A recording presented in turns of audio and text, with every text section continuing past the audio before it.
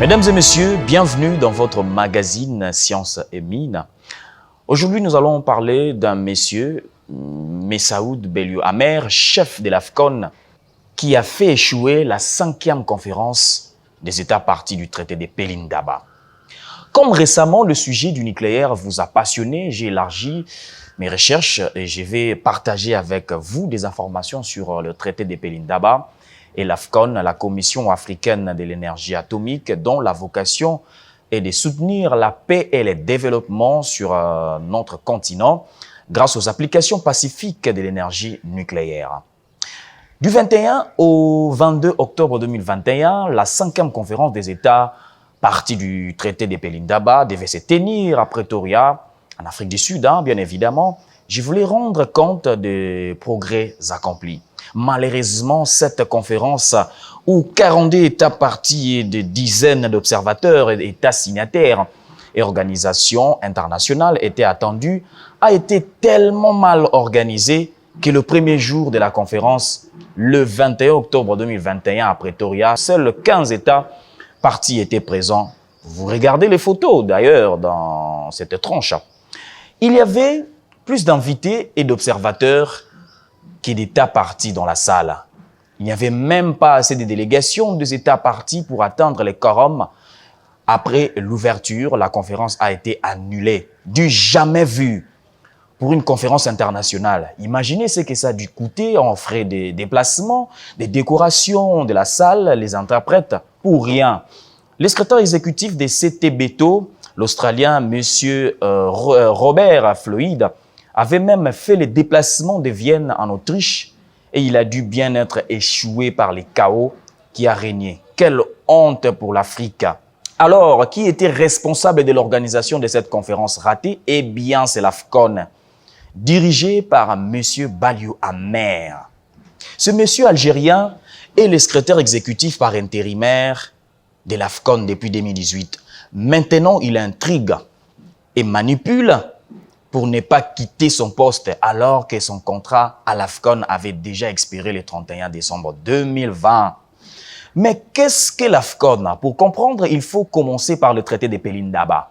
Le traité de Pelindaba est un traité qui, sous l'égide de l'Organisation de l'Unité africaine, a été ouvert à la signature du Caire le 11 avril 1996 avec l'objectif de créer une zone exempte d'armes nucléaires en Afrique.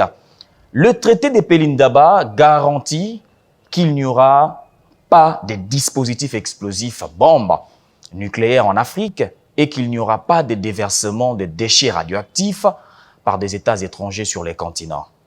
Le traité souhaite également promouvoir les applications pacifiques de l'énergie nucléaire comme la production d'électricité, la médecine nucléaire contre les cancers, les applications pour la gestion de l'eau, l'optimisation des récoltes, les diagnostics rapides des malades animales ou humaines COVID-19, etc., etc.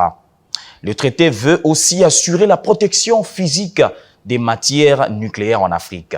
Donc, nous avons là un traité extrêmement important pour l'Afrique. Pour s'assurer que le traité est bien respecté par tous, une organisation panafricaine a été créée, l'AFCON, en anglais, African Commission on Nuclear Energy. Le siège de l'AFCON est à Pretoria, en Afrique du Sud. L'AFCON serait donc très utile pour contribuer au développement de tous les pays africains. Malheureusement, sous le leadership de M. Messaoud Belliou Amer, il n'y a pas eu de progrès notable. On se demande s'il a compris que le traité exige de l'AFCON.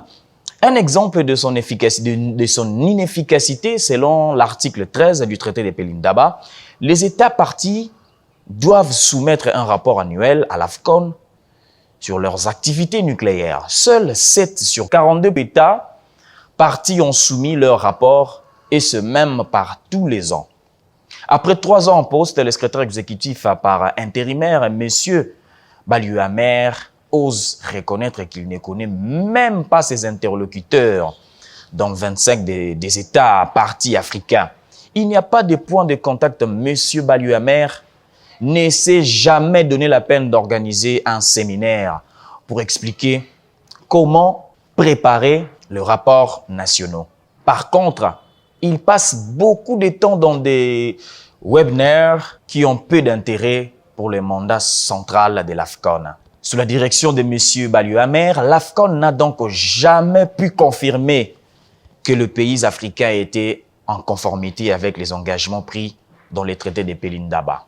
C'est pourtant ça son travail principal. Autre exemple, la mission de M. Messaoud Balio-Amer était également d'opérationnaliser plutôt l'AFCON en recrutant 6 employés. Pour cela, les États partis ont autorisé un budget de plus d'1 million de dollars américains par an. Avec ça, en 3 ans, il a recruté rien que son chauffeur et une chargée de l'administration et des finances. Il se moque de nous. Non. Avec seulement 2 employés et tous les frais de bureau payés par l'Afrique du Sud, il a quand même réussi à dépenser un demi-million de dollars par an. Il a dépensé jusqu'à 90 000 dollars américains en meeting et voyage, sauf en 2020. Il a fait des économies grâce à Covid-19. En 2019, ses fournitures des bureaux lui ont coûté 14 500 dollars américains. Il se plaint de ne pas avoir assez d'argent pour recruter plus. Mais sur les 42 États partis qui se partagent le frais, seuls 4 pays encore. Les autres 38 États ont tous perdu confiance et ne veulent plus gaspiller leurs fonds publics.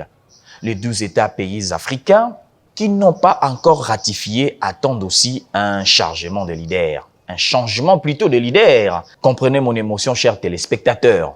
C'est grave, c'est énormissime. Le comble est que M. Balio-Amer garde ses rapports financiers secrets.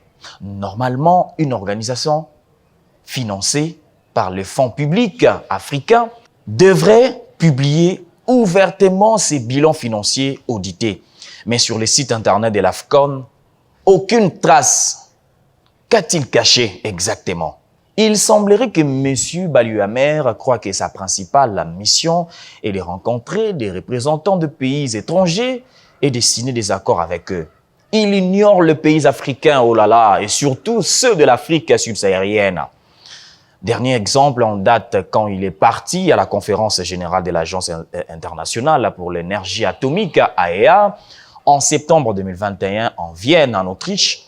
Il rend compte lui-même sur les sites web de l'AFCON qu'il a rencontré les délégations de CTBTO, la France, l'Inde et les États-Unis, eux-mêmes Rasatom, fournisseur russe d'installations nucléaires. Apparemment, il a totalement oublié de rencontrer ses compatriotes africains, ceux qui les payent et qu'il doit servir. Pourtant, beaucoup étaient là, dans le même bâtiment qui lui, pendant toute une semaine. Après, il s'étonne que personne ne réponde à ses invitations et ne contribue à l'AFCON.